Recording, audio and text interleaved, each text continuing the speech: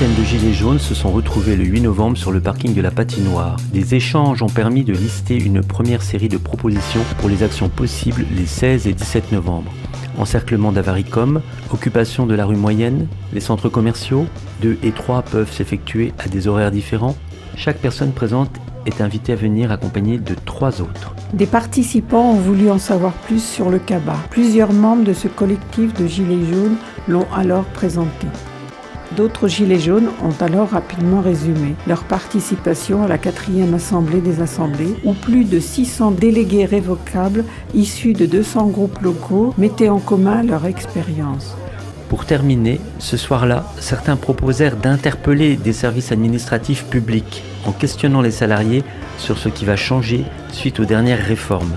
Samedi 9, un public différent, tout aussi nombreux, s'y retrouve à discuter des actions possibles pour le 16 et le 17 novembre en portant leur action sur la convergence entre différents groupes gilets jaunes et groupes de citoyens en colère. La venue des syndicats pour ces 2 jours propres à l'histoire du mouvement n'a pas été souhaitée.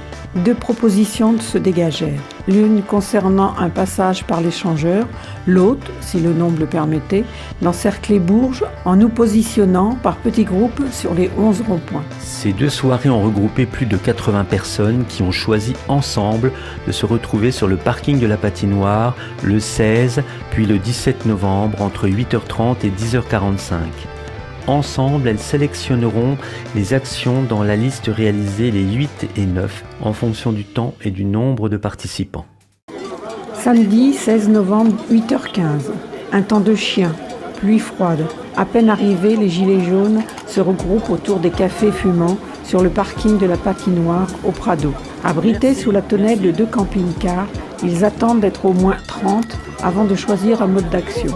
Un gilet jaune rappelle que le but essentiel est de montrer qu'on est toujours là et qu'on ne lâche rien. 1 heure plus tard, une fois dépassé la quarantaine de participants, le groupe sélectionne les différentes cibles adaptées à la météo pluvieuse et au nombre de personnes, oubliant l'encerclement de Bourges au profit d'actions ricochet avec la totalité des présents sur des lieux de lutte en cours tels l'hôpital de Bourges et ou la caserne des pompiers. Sans oublier l'échangeur, point emblématique des premières actions 2018. 10 heures, tout le monde part vers l'hôpital. 3 gilets jaunes de l'association CABA ont prévu de rester sur le parking du Prado pour offrir le café et échanger avec les retardataires. Dire l'info que les Gilets jaunes ont décidé de montrer leur soutien à l'hôpital de Bourges. Donc voilà, nous sommes en direct de l'hôpital. Alors je précise que ce ne sont pas forcément que des gens qui font partie de l'association, on est bien d'accord.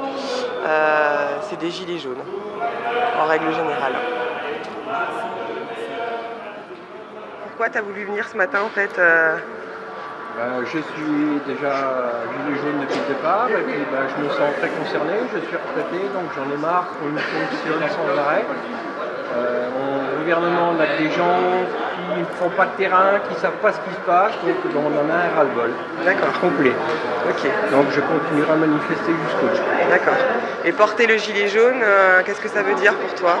Disons qu'il faut pas se laisser faire, faut manifester, faut se regrouper tous ensemble et il ne faut pas en démordre. D'accord. Tant que le gouvernement n'aura pas lâché, parce que je dirais que c'est la débandade un petit peu partout. Les hôpitaux, comme là on est aujourd'hui, quand on voit que les gens travaillent pratiquement 24 voire 36 heures, c'est des choses qui ne sont pas normales à la l'égalité. Ouais. On ne laisse pas les gens dans la misère que certains sont. Que les gens qui ont travaillé pendant des années aient un minimum pour vivre, alors que ce n'est pas le cas à l'heure actuelle. On lâche rien alors? Ah non, on lâche rien, non, sûrement pas. Le groupe de Gilets jaunes s'est rendu vers 11h au centre de secours des Danjons, route de Marmagne, pour apporter son soutien aux sapeurs-pompiers. C'est l'occasion pour nous de montrer notre solidarité.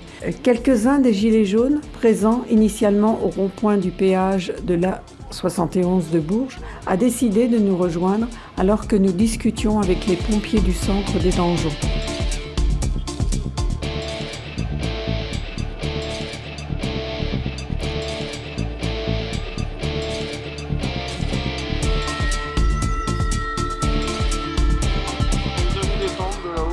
D'accord.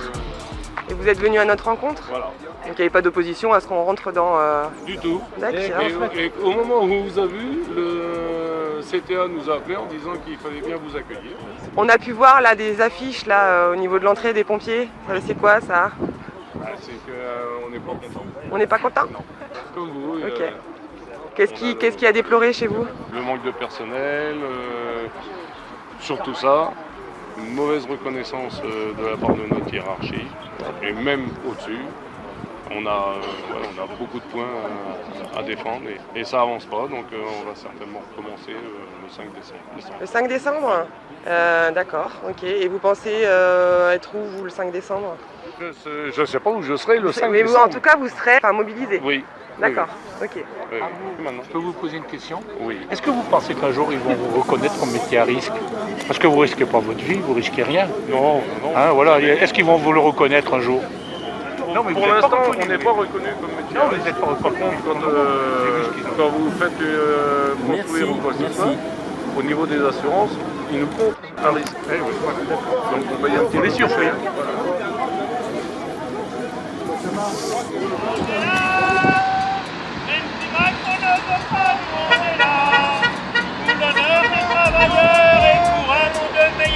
Même si Macron ne veut pas, nous on est là. On est là. Même si Macron ne veut pas,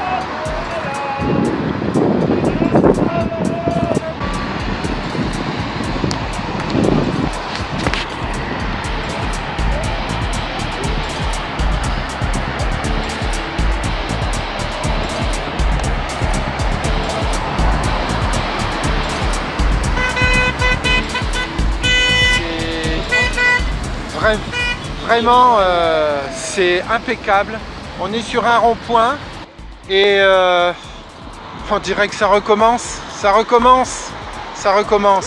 On est tous là et ce qui est bien, c'est que toutes les autos qui passent nous mettent un petit geste, un petit bruit, un petit quelque chose. Et même là, et voilà, et on pense à nous en plus. Sur les ronds-points, partout. Après,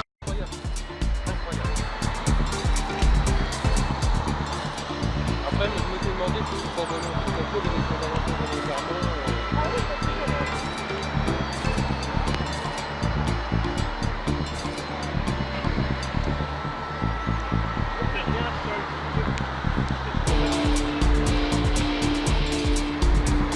Alors voilà, on continue.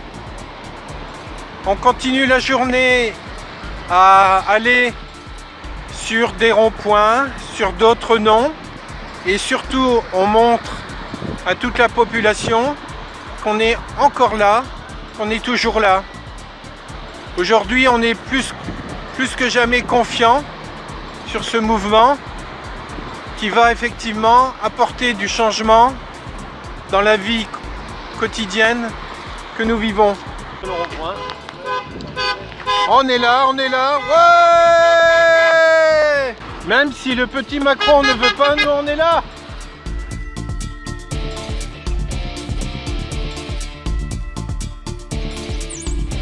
Après avoir fait acte de présence du côté du rond-point à hauteur de l'hyper Leclerc, en portant avec eux des croissants offerts par des sympathisants, les gilets jaunes fatigués par le froid et la pluie décident de repousser leur visite à l'échangeur après un mangeau.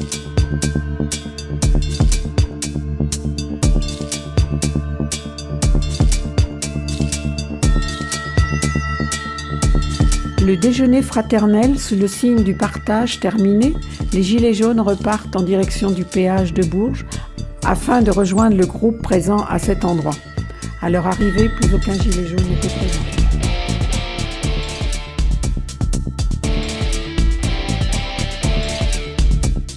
Les personnes encore partantes envisagent de traverser la ville de Bourges façon son et lumière.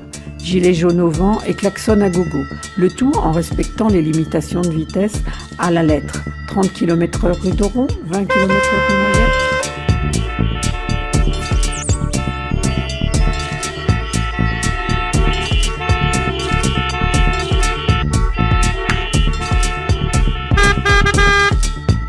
Vers 17h, une vingtaine de gilets jaunes motivés font le bilan sur le parking de la patinoire et préparent le lendemain avec l'idée de faire une action interville.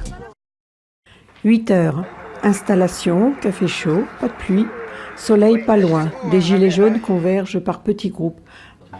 Un moment d'expression libre est décidé, les pancartes s'improvisent, validation par tous pour retrouver les groupes de Vierzon. Départ comme la veille en covoiturage, mais cette fois direction rond-point des Forges et échangeur route de Paris.